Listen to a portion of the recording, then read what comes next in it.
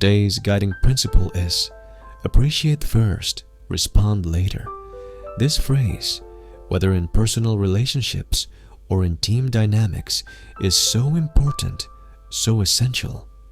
In fact, I would say that over the past 20 years, this has been one of the most crucial principles for fostering healthy, lasting relationships.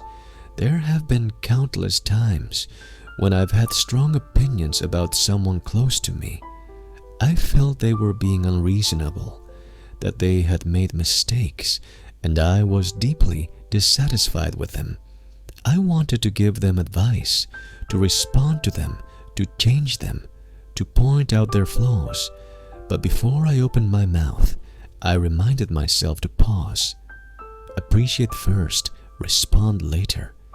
Even when I completely disagreed with their behavior, I could still choose to appreciate not their actions, but what lay behind those actions. Because beneath their mistakes, there was always something more. They had their struggles, their intentions, their helplessness, their pain, and their efforts. When I shifted my focus away from their mistakes and instead focused on their good intentions, I would start by saying, "You've really worked hard. Thank you for your effort and for all the time you've put into this." Then I would talk about what didn't go well, and in that moment, something within me would change. I no longer saw them as wrong. I simply saw that they hadn't yet found a more effective way. What we call wrong is often just us imposing our own standards onto someone else. They had already done their best, and from their perspective, they might have done very well. When I approached them with an attitude of superiority, ready to criticize, correct, or point out their faults, I reminded myself again, appreciate first, respond later.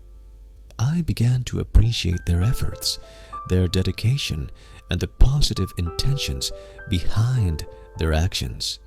And when I finally pointed out their shortcomings, I realized I was no longer criticizing. Instead, I might say, perhaps we could pay attention to this area and see if there's room for improvement. Or this approach might carry some risks. Or even, when we receive this kind of feedback, it might be worth considering. At that point, it was no longer about their personal mistakes. It became about addressing a situation and discussing a result that we could work on together. This way, they no longer felt the need to defend themselves or to oppose me or to push back. Instead, they could see a greater purpose in life, a bigger vision for the team, and more often than not, they were able to accept this kind of response with ease. So, appreciate first, respond later is a truly powerful method. Whether it's improving your relationship with your partner, your children, your parents, your family, or even your colleagues, I use this approach all the time. Now, I encourage you to try it too. Take a moment to relax, sit up straight, and gently close your eyes.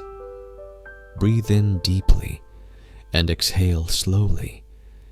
Think about someone in your life, someone you might feel dissatisfied with. It could be your partner, your child, your parent, or another family member. The next time you communicate with them, instead of pointing out their mistakes, instead of criticizing them, try to see the struggles behind their actions, their efforts, their helplessness. Appreciate their hard work and the good intentions behind what they've done. Be specific. Say to them, "I understand you. I appreciate you. Thank you for all that you've done. Thank you for trying your best." Then you can gently say, "The last time you said that, it made me feel a bit uncomfortable."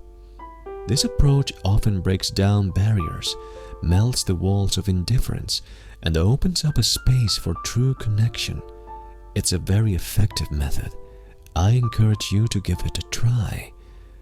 Starting today, with the people who matter most to you, practice this together. Appreciate first, respond later. Thank you.